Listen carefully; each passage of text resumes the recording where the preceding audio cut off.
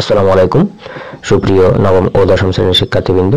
আজকের ভিডিওতে আমরা নবম ও দশম শ্রেণীর গণিত বইয়ের দ্বিতীয় অধ্যায় অর্থাৎ 2.অনুশীলনী 2.2 এর এমসিকিউ 1 থেকে 9 এর সমাধান করাবো। তো দেখো 1 নম্বরে কি বলা আছে, 4 এর গুণনীয়ক সেট কোনটি, অর্থাৎ 4 এর গুণনীয়ক হতে 4 কে যে সংখ্যাগুলো দিয়ে ভাগ যায় আর কি, তার মানে 1 2 4 8।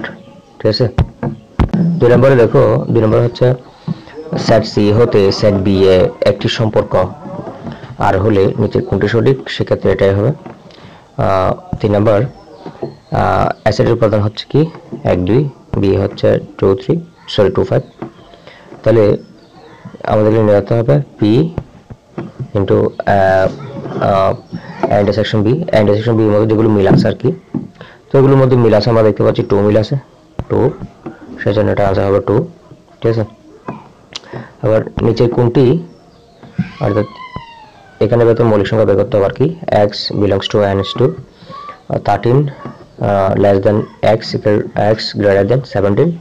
অর্থাৎ 13 এবং 17 এর মধ্যে মৌলিক সংখ্যাগুলো কি কি, 13 এবং 17 এর মধ্যে কোনো মৌলিক সংখ্যা নেই। মৌলিক সংখ্যা কি আসলে, মৌলিক সংখ্যা হচ্ছে যেগুলোকে এক ছাড়া অন্য কোনো সংখ্যা দিয়ে ভাগ যায় না। তার মানে 13 এবং 17 এর মধ্যে এরকম কোনো সংখ্যা আমি দেখতে পাচ্ছি না, সেজন্য আমরা ফাঁকা সেট দিব, মানে ওটি দিব।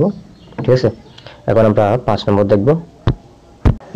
A union B equal to ABC হলে এই তিনটা A equal to AB, B equal to ABC, right আছে এটাও। তারপরে তিনটা ঠিক হবে আসলে, সেজন্য আমরা 1 2 3 লিখে দিব। A ও B দুইটি সসীম সেটের জন্য দেখো এই তিনটাই কিন্তু রাইট হবে, এখানে তিনটাই সঠিক আছে। আমরা এরপর অঙ্কে চলে যাই। দেখো এখানে কি বলা আছে, এখানে একটা চলক দিয়ে আছে, দেখো সরি এখানে একটা উদ্দীপক দিয়ে আছে, উদ্দীপকটা দেখবো আমরা।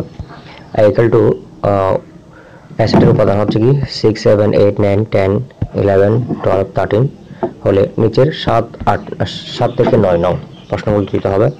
তাহলে অ্যাসেটের সঠিক প্রকাশ কোনটি, অ্যাসেটের সঠিক প্রকাশ হচ্ছে এটা, যে দেখো x belongs to n, এখানে সংখ্যাগুলো হচ্ছে 6 থেকে বড় বা তার সমান, আবার 13 থেকে ছোট বা তার সমান। সেক্ষেত্রে আমরা লিখতে পারি x less than equal to x greater than equal to 13। ঠিক আছে, এটা লিখতে পারি আমরা।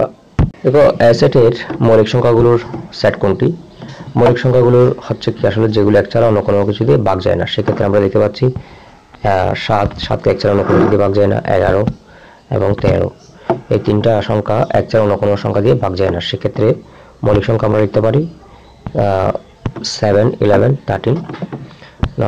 সেটের 3 এর গুণিতকগুলো সেট কোনটি, 3 এর গুণিতকগুলো সেট বের করতে হবে। তার মানে যেহেতু গুণিতক, তোমরা 3 নামাতা পরে গেলে হয়ে যাচ্ছে, 3 নামাতা পরে যাও, 3 2 6 3 3 9 3 4 12, তার মানে এটাই হবে 3 এর গুণিতক। তো আমরা এটা রাইট দিব। ঠিক আছে। তো ভিউয়ার্স, আমার ভিডিও যদি তোমাদের কাজে আসে তবে চ্যানেলটি সাবস্ক্রাইব করে বেল বাটনটি অন করে দিবা এবং বন্ধুদের মাঝে শেয়ার করবা। ধন্যবাদ সবাইকে ভিডিওটি এতক্ষণ পর্যন্ত দেখার জন্য।